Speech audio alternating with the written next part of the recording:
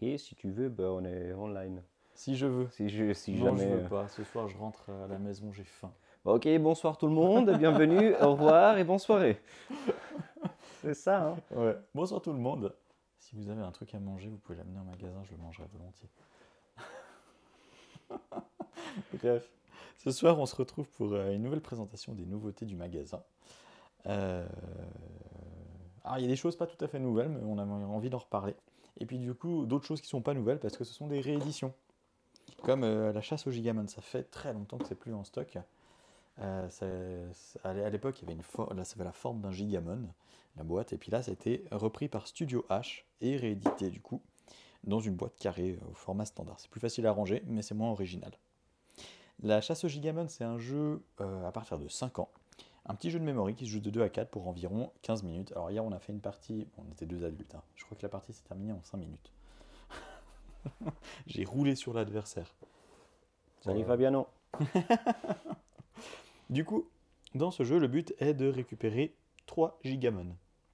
Pour récupérer ces gigamon, il faut avoir 3 Elemon. Ce sont les petites créatures qui sont là, à côté des gigamon. Ah, je l'avais même pas remarqué tout à l'heure, je regardais les... Donc il faut avoir 3 Elemon du même type pour récupérer le gigamon correspondant. Si c'est chez un adversaire, on le lui vole. Pas de scrupule. À son tour de jeu, on va faire une chose. Révéler 2 Elemon. Si on a 2 Elemon du même type, on les récupère. Là, en l'occurrence, j'ai un Polymon qui est considéré comme étant de n'importe quel type, du coup, je peux de toute façon récupérer. Si je récupère, on va essayer de récupérer, voilà, chance, hein. 2 éléments du même type, on va pouvoir activer le pouvoir de l'élément en question. Quelqu'un dehors qui s'excite devant Anno 1800. On en parle après d'ailleurs. Donc on active le pouvoir de l'élément. Là en l'occurrence, on retire un élément qui a été stocké chez un adversaire. On les récupère, et comme je disais, du moment qu'on en a 3 du même type, on les défausse pour récupérer l'élément correspondant. Le gigamon, pardon, correspondant. On renouvelle les tuiles, c'est à la personne suivante. Tac. Oh, un polymon, hop. Paf.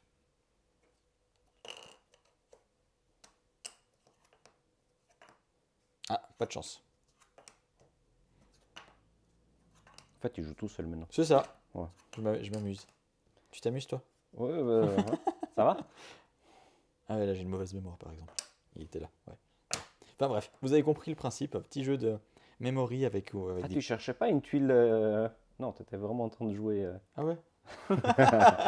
Ok.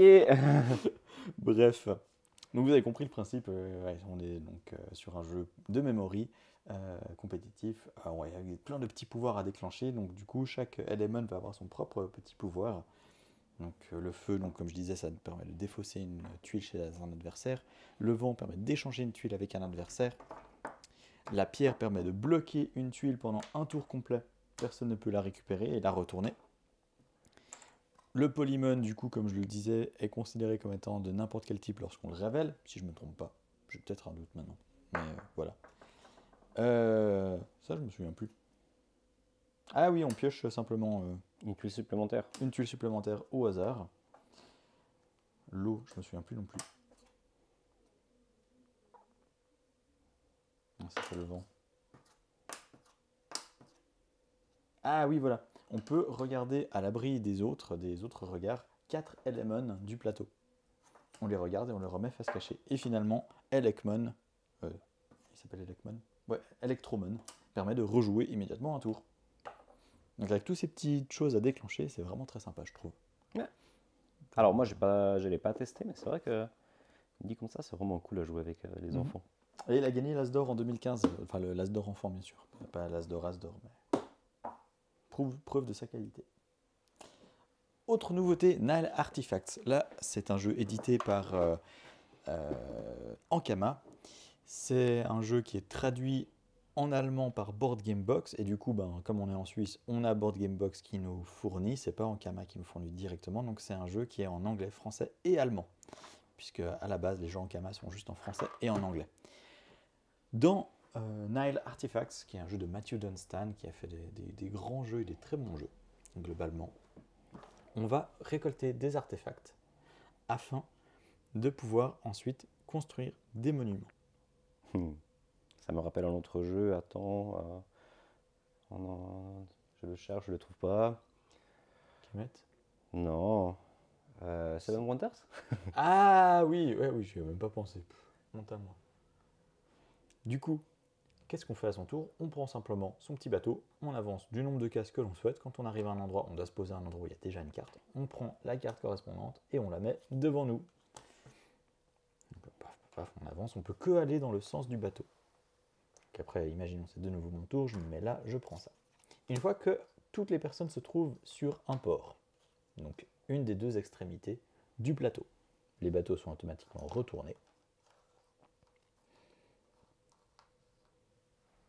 Ensuite, on va pouvoir dépenser des cartes pour remplir des objectifs. Par exemple, je pourrais ici défausser cette carte-là pour pouvoir augmenter d'un cran sur cet étage-là. Ensuite, la carte serait validée, je gagnerais 2 points de victoire. Toutes les personnes qui auraient pu augmenter aussi à cet étage-là gagneraient 2 points de victoire. Et je viens de voir que j'ai oublié de mettre les team meeples. Oui. Normalement, il y a des petits meeples qui vont là. Ici, on a par exemple une pyramide, un monument à 3 étages. Et du coup, ça fait qu'on va pouvoir augmenter petit à petit. Dès que quelqu'un est sur le 3e étage, les autres personnes qui sont sur les étages inférieurs pourront quand même valider leur point de victoire. Donc ça, c'est quand même cool. Ensuite, on renouvelle en remettant un certain nombre de cartes, on fait une traversée. Il faut savoir également qu'on peut gagner de l'argent au fur et à mesure. On peut payer 3 pièces au début de notre tour pour que notre bateau fasse un demi-tour. Ce qui nous permet d'aller récupérer éventuellement des cartes que l'on aurait sautées, parce qu'on serait par exemple allé très très loin, puis après on voudrait revenir en arrière. Donc c'est un petit peu stratégique à ce niveau-là. Ouais. Voilà, donc Nile Artifacts, c'est une petite nouveauté qui vient tout juste d'arriver. C'est vraiment pas compliqué à prendre en main. Ah non, c'est un petit jeu à faire le soir. Quand Ouais, on est fatigué. Nous, on l'a testé, on était très fatigué. Ouais. C'était en fin de journée, on a quand même réussi et c'était quand même sympa. Oui. Donc voilà. Ensuite, Dream Runners. Alors Dream Runners, c'est pas une nouveauté, c'est juste que la dernière fois on en avait parlé très très peu, mais on l'a retesté entre deux, donc j'avais envie de le remettre un peu en lumière parce que c'était plus sympa que ce à quoi je m'attendais. Non, j'aime pas trop les jeux de rapidité. Puis là, c'est un jeu de rapidité, mais c'est pas trop agaçant, je trouve, comme jeu de rapidité. Et c'est pas très punitif pour les autres, je trouve. Ouais, exactement. Dans Dream Runners, on va devoir essayer de remporter des objets, donc des fragments de rêves, des clés pour ouvrir des coffres, et surtout bloquer des cauchemars. On va révéler une tuile comme ceci, et cette tuile va définir en fait où se trouvent des cauchemars, où se trouvent différents éléments à remporter. Une fois qu'on a révélé la tuile, on va construire notre carré de 3 cases sur 3. On peut la dépasser, on peut mettre moins que 3 cases sur 3, sauf qu'on aura des malus. Imaginons ici, tac, tac, je vais essayer d'optimiser. Alors là par exemple, je sais qu'il y a je vais essayer de construire juste à côté de la tuile qui est révélée, comme ça je montre précisément. C'est plus simple à comprendre, parce que c'est vrai que là c'est un petit peu loin. Est-ce que tu arrives du coup à viser aussi mes mains? Oui, ouais, nickel. Alors du coup là, celui-là, je sais que je pourrais pas le remplir puisque, à moins que je dépasse, c'est vrai que ça pourrait être intéressant de le dépasser. Tac. Ensuite là, ça va permettre de récupérer justement les objets qui se trouvent aux endroits correspondants. Ah ouais, mais du coup je récupère pas ça, c'est embêtant. J'aurais bien voulu récupérer ça. Donc à savoir que là, Loïc il joue tout seul, mais ouais. Normalement on est tous contre tous. Le premier qui arrive à faire, qui décide que sa forme est terminée peut prendre le sablier, lancer le sablier, et à partir de ce moment-là, on a 30 secondes. Tout le monde ouais, je pense qu'il y a 30 secondes, ouais, c'est très court. Très très court. Donc on a 30 secondes pour pouvoir terminer notre carré. Ça m'énerve. Je peux pas avoir les objets que je veux, ça me frustre. Hop. Tant pis. Ah bah oui, comme ça, c'est pas mal. Hop. Du coup là, imaginons je suis la première personne, ce qui n'aurait pas du tout été le cas parce que j'étais très long. Je prends le sablier, je retourne, je gagne une pièce comme ceci. Les autres personnes vont avoir le temps du sablier pour finir leur forme. Et ensuite, on va passer à un décompte. Premier décompte, on va regarder si notre forme est complète. Là, je vois que ma forme de 3 sur 3, il y en a une de moins et une de plus ici. Donc, je vais perdre sur mon plateau personnel. T'essaies de pas trop les faire vomir. C'est tout bon, c'est tout bon. Je vais perdre donc 2. Attends, comment ils les appellent déjà? Ah.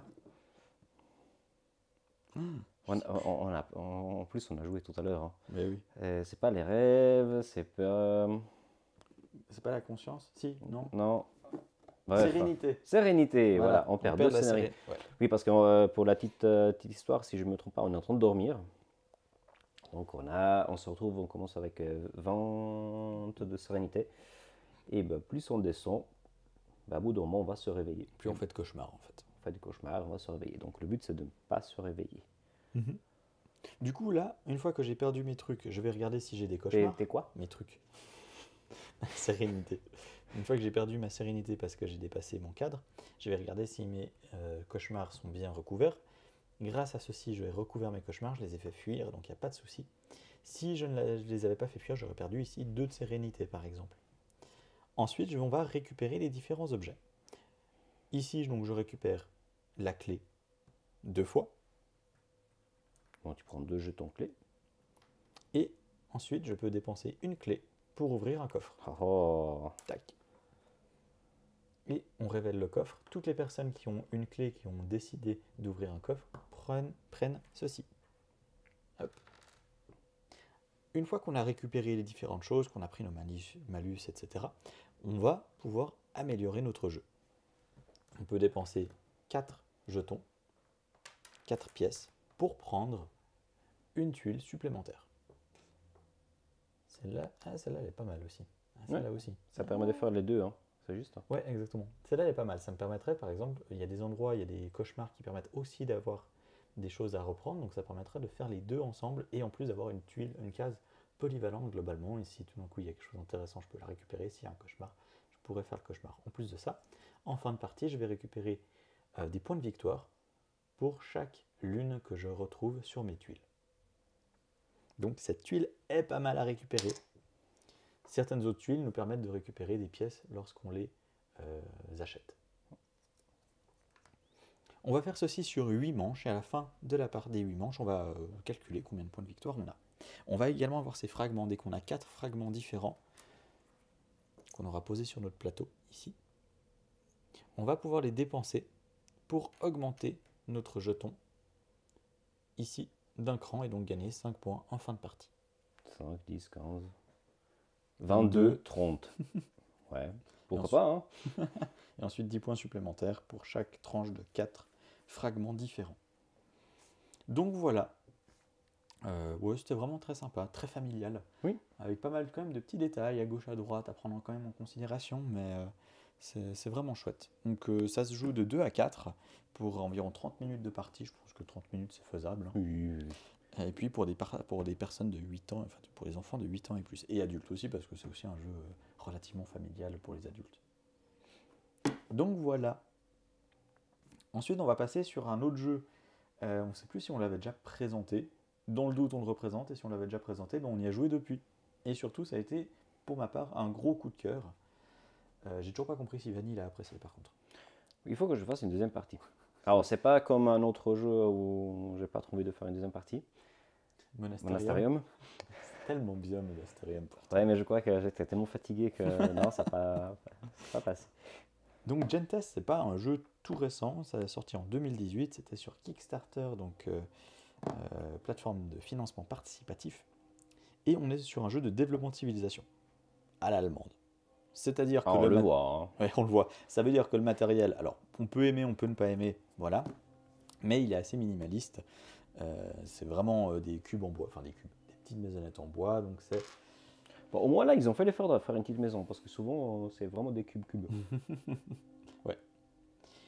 Et la thématique, on pourrait presque la mettre à la poubelle, parce qu'on n'a pas cette sensation de développer sa civilisation.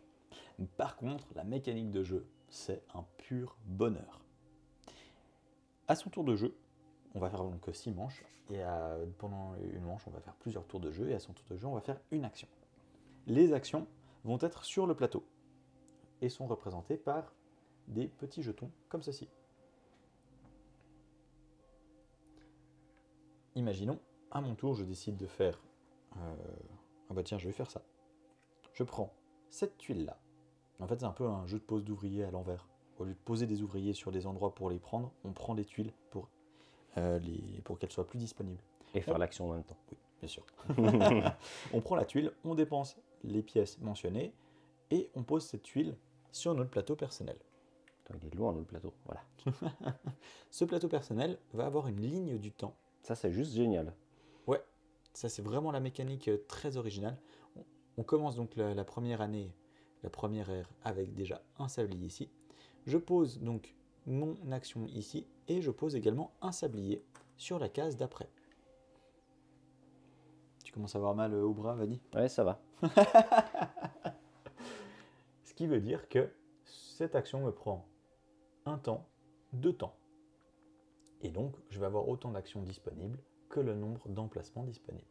Certaines actions vont nécessiter de poser plus de sabliers, comme celle-ci par exemple. Elle coûte 0 à jouer. Mais par contre, on pose 2 sabliers plus l'action en question. Je pose ça là. Et les 2 sabliers, soit je fais comme ça, sur deux cases différentes, soit je peux réunir les sabliers, pour que ça ne me prenne qu'une seule case.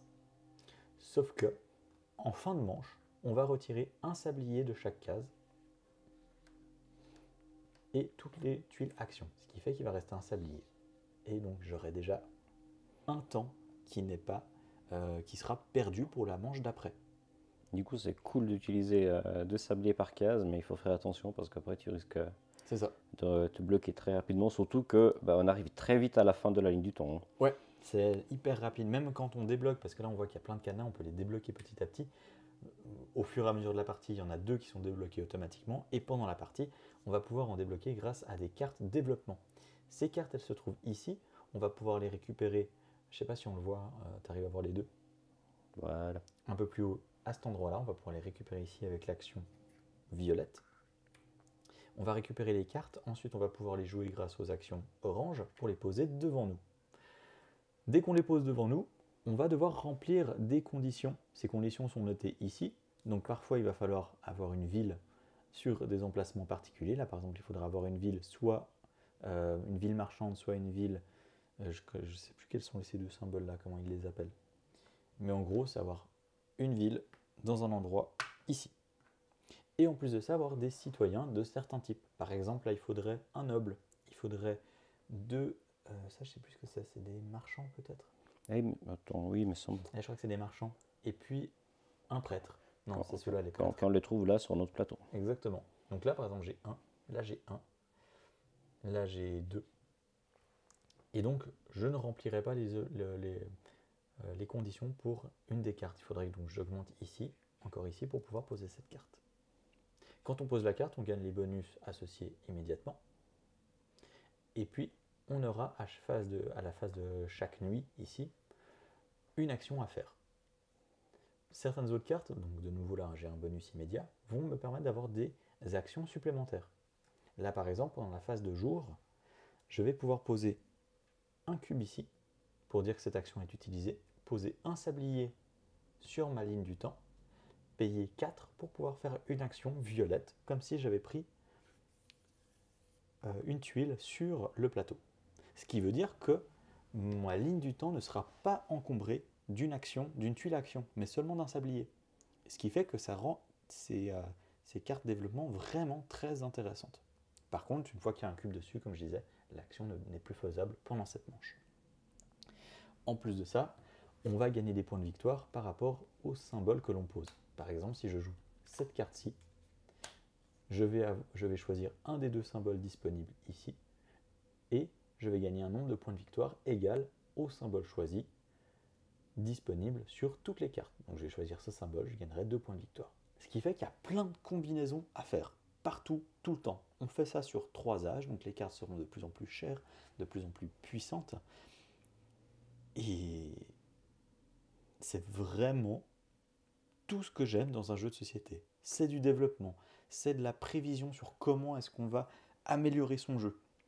Comment est-ce qu'on va aussi essayer d'avoir l'avantage sur certains adversaires en termes de timing. C'est vraiment un jeu de timing aussi, parce qu'on sait pertinemment quelles sont les actions que les adversaires vont essayer de faire, à quel moment, mais dans quel ordre est-ce qu'on va les faire pour pouvoir les empêcher de faire ce qu'ils veulent eux aussi. Voilà. Après, il y a une autre chose qui est vraiment intéressante sur le plateau, c'est ce déplacement des... Des citoyens, oui, Ouais, exactement. En fait, les citoyens ne peuvent jamais se chevaucher et se dépasser, ce qui fait que là, on arrive au max. On pourrait déplacer comme ceci ou comme cela. Donc, il y a vraiment des choix à faire très importants. Soit on a des guerriers, soit on a des marchands, mais pas les deux. Soit on a des artisans, soit on a des nobles, mais pas les deux. Enfin, oui, on pourrait avoir 4 artisans et 4 nobles, il n'y aurait pas de souci, mais parfois, certaines cartes, surtout au 3e âge, nous demandent d'en avoir plus. Donc voilà, pour Gentes. C'est assez costaud au final, mais dès qu'on a compris le truc, c'est très fluide. oui. Il y a beaucoup d'informations, mais en même temps, c'est pas un jeu qui va tendre à des grosses analysis paralysis. De temps en Des temps, quoi? analysis paralysis. On est paralysé à analyser la situation pour faire nos tours les plus optimisés. Quoi? Non, non, rien. Ah, C'était en... Je crois que tu disais que je faisais des analyses paralysis. Non, non, non. Bon, ça arrive à tout le monde. Hein. Ouais, bien sûr. Faut se rassurer. C'est juste que si quelqu'un en fait tout le temps, à tous les tours, c'est un peu cancer quand même. Voilà. Donc si jamais vous vous sentez concerné, faut vous pousser un peu parce que du coup, c'est une meilleure expérience de jeu pour tout le monde si vous ne faites pas trop d'analysis paralysis. Au final, ça reste un jeu de société. On peut être frustré de perdre. Un peu. Je le suis personnellement quand je perds, surtout des gros jeux comme ça. Ouais, ouais. Mais voilà, ça reste un jeu, on n'est pas obligé d'optimiser chacune de ses actions, même si c'est cool. Et surtout, réfléchissez pendant le tour des autres. Ça, c'est très important. Ne soyez pas passif pendant que les autres jouent. Essayez aussi d'avancer dans votre stratégie. Ça permet d'autant plus de fluidifier le jeu. Voilà. Ça permet de mettre un petit conseil sur l'analysis paralysis. Qu'est-ce que tu nous présentes maintenant? Ensuite, alors on a reçu encore un autre puzzle. On commence à avoir une jolie petite gamme. Un 6000 pièces. On m'a demandé des puzzles plus grands. J'ai pris un 6000 pièces. Genre, t'avais des 125 pièces et ils te demandent de plus grand et tu prends 6000. Non, j'avais des 1000 pièces, pas des 125. N'importe quoi. Enfin, ça, il est joli. Oui, il est joli. Et par contre, c'est vrai que j'ai pas pris plus de pièces parce qu'après on passe sur du 32 et du 40 000 pièces. Je me suis dit que c'était peut-être un peu trop. Mais jamais, voilà, 6000 pièces, si vous avez la patience. Ensuite, on a Oltré qui est arrivé hier. Oltré, on est sur un jeu d'aventure de Antoine Boza. Ah oui, Gentes, ça se joue de 1 à 4 pour 90 minutes. 90 minutes, je crois qu'on a fait combien de temps, tu te souviens? Je n'ai aucune idée. Pour 12 ans et plus, je pense qu'il faut bien compter 14 ans quand même. Oui, je pense. Voilà, petit aparté. Oltré par Antoine Boza. On est sur un jeu d'aventure narratif dans lequel on va vivre une épopée sur plusieurs parties. Alors, comme on l'a reçu hier, qu'il y a beaucoup de choses à faire dans cette période de Noël, je l'ai à peine ouvert, j'ai à peine dépunché, j'ai pas du tout lu les règles, donc je sais pas comment ça se joue, et j'ai pas eu le temps de regarder des vidéos pour le moment. Peut-être que du coup, dans les vidéos futures, si on a eu le temps d'y jouer, on vous fera un petit retour dessus. Là, tu parles de Noël. En même temps, je vois le petit sapin de Noël derrière avec les jeux. Magnifique, hein. C'est fait à la main. Oui. Venez le voir, il est vraiment beau. Pardon. Donc, ouais, comme Gentes et Dream Runners, peut-être qu'on vous en reparlera par la suite si on pense que ça en vaut la peine. Mais en tout cas, les retours pour l'instant sont vraiment positifs. Le matériel est super beau visuellement. C'est Vincent Dutray qui a dessiné. Donc, un illustrateur vraiment reconnu dans le monde du jeu de société. Ah oui, puis c'est Antoine Boza et John Grumpf. Grumpf. On dirait une onomatopée.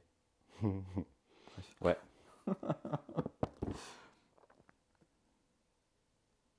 Mais je me réjouis d'y jouer. Peut-être que on le fera en live celui-là. Alors oui, ça va spoiler un peu, mais on a envie de pourquoi pas de faire un peu le concept du let's play comme dans les jeux vidéo. Donc on fera le narratif en live, comme ça les gens qui n'ont pas forcément l'occasion de jouer à ce jeu parce qu'il n'y a pas assez de personnes autour d'eux ou parce qu'ils n'ont pas le temps et autres, pourraient se poser devant un live et regarder un let's play.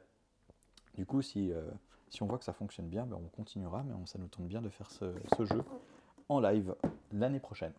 Voilà. Ensuite, Iki, même chose que Oltré, reçu hier, juste ouvert le matériel, dépunché, pas du tout regardé les règles pour le moment. On est dans un jeu de placement d'ouvriers, de gestion de ressources et d'économie à Edo. Edo qui est donc un ancien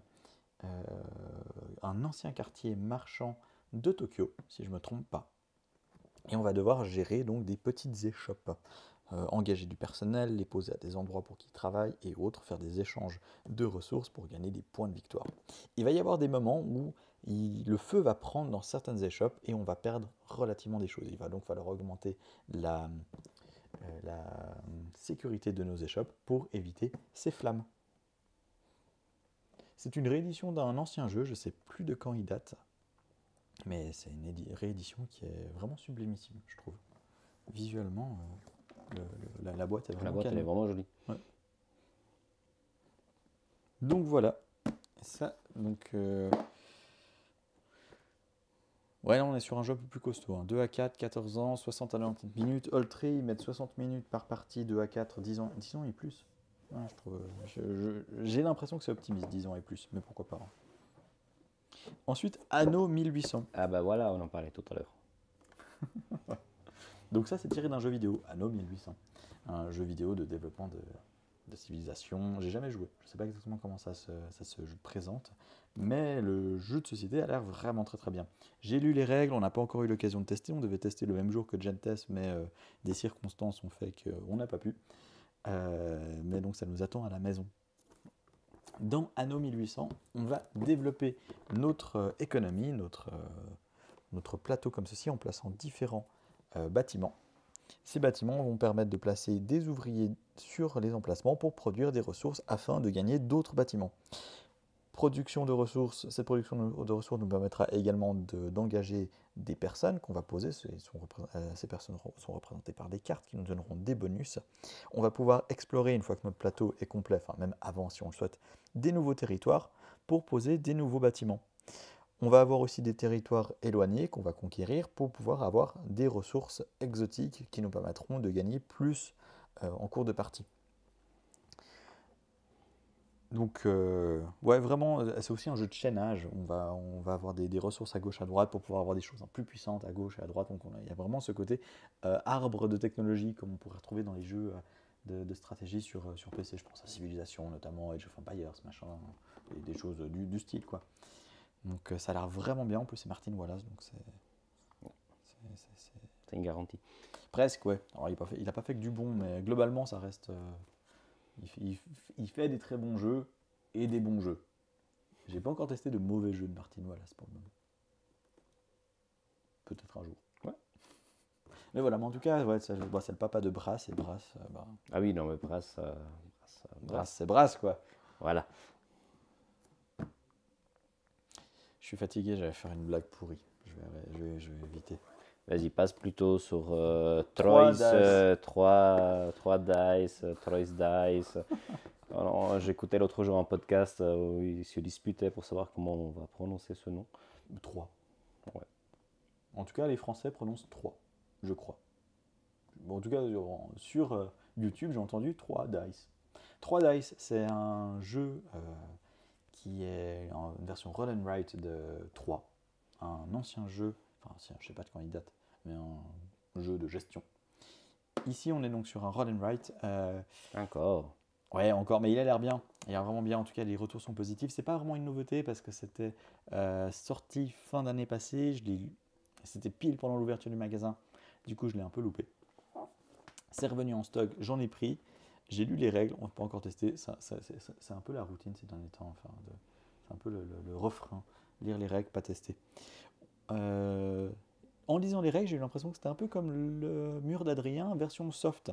Si vous avez joué au Mur d'Adrien, vous savez à quel point c'est un pur plaisir ce jeu. Combinaison à gauche, à droite, on coche ce truc pour débloquer ça, qui nous permet de débloquer ça, puis ça, puis ça, puis on dépense la ressource pour pouvoir faire de la combinaison. Enfin, pur bonheur. 3 dice, c'est un peu la même chose, mais beaucoup plus condensé. On va avoir ici un plateau qui va tourner petit à petit, et on va à chaque fois choisir un dé parmi les dés disponibles. Certains dés vont enlever des possibilités de jeu, et les autres dés vont définir un peu ce que l'on peut faire. J'avoue que j'ai lu tellement de règles que je me souviens plus de tout. Ah si, voilà. La valeur du dé définit la colonne dans laquelle on va pouvoir jouer l'action. Et puis la couleur sur laquelle se trouve le dé va définir la ligne dans laquelle on va pouvoir faire l'action. Voilà, j'ai plus tout en tête, mais en gros, ça se passe comme ça. Ensuite, on va avoir une autre phase, une phase de nuit. On va répéter la même chose avec des petites variantes. On va faire ceci sur plusieurs manches. Je ne sais plus combien de manches il y a. 1, 2, 3, 4, 5, 6, 7, 8. Ouais, je crois qu'il y a 8 manches. 8 manches. Ou 9. 8 ou 9. On va faire ça donc sur un certain nombre de manches, et puis à la fin, la personne ayant le plus de points de victoire gagne la partie. Mais du coup, ce qui a l'air vraiment sympa, c'est que là, on coche ce truc pour débloquer ça, qui nous permettra de faire ça par la suite, qui débloquera ça. Voilà. Là aussi, on est sur un petit jeu de combinaison. C'est vraiment un peu l'introduction au mur d'Adrien. Je vois qu'il y a une petite discussion dans le chat. En fait, apparemment, il y a des soucis de connexion. Vous inquiétez pas, je suis en train de filmer. Du coup, ça sera remis aussi comme il faut après sur YouTube. Parce que tu t'es mis sur le Wi-Fi, du coup, ou pas? Ouais, je suis sur le Wi-Fi. Ah oui, c'est pour ça. Du coup. Vu qu'on a un mauvais fournisseur Internet. Voilà. Dernière petite nouveauté, c'est le loup-garou, l'assemblée des vilains, donc Disney vilain. Villainus. Ouais. Je sais pas du tout comment ça se joue. Mais voilà, c'est présent. Donc si vous aimez le loup-garou, que vous aimez Disney, c'est peut-être fait pour vous. Ouais. Voilà. Bah, c'est à peu près tout pour les nouveautés. Je crois qu'on n'a rien oublié. Puis si on a oublié, ça partira. C'est vrai que là, il n'y en a pas beaucoup par rapport à ce qu'on a reçu il n'y a pas très longtemps. Ouais, bon, c'est vraiment par vague. Il y a plein de trucs qu'on attend. It's a Wonderful Kingdom. On attend Aeon's End Legacy. On attend quoi d'autre déjà? Je les ai vus tout à l'heure en plus. Ils sont arrivés dans d'autres boutiques, mais pas chez nous. On attend le nouveau Unlock qui est arrivé en France, mais pas chez nous. Ouais, j'ai vu aujourd'hui passer sur Instagram pas mal de, Hmm. pas mal de posts. Voilà, nous, C'est- par rapport à la France, on a toujours quelques semaines de Ouais, retard. Unlock, normalement, ils arrivent à être paf, au taquet sur les sorties. Là, pas. J'ai vu qu'en Belgique, ils allaient avoir quelques semaines de retard. Ils espèrent pouvoir l'avoir pour Noël. De notre côté, en Suisse, on n'a absolument pas eu de news de notre fournisseur, donc on ne sait pas. À voir. On croise les doigts.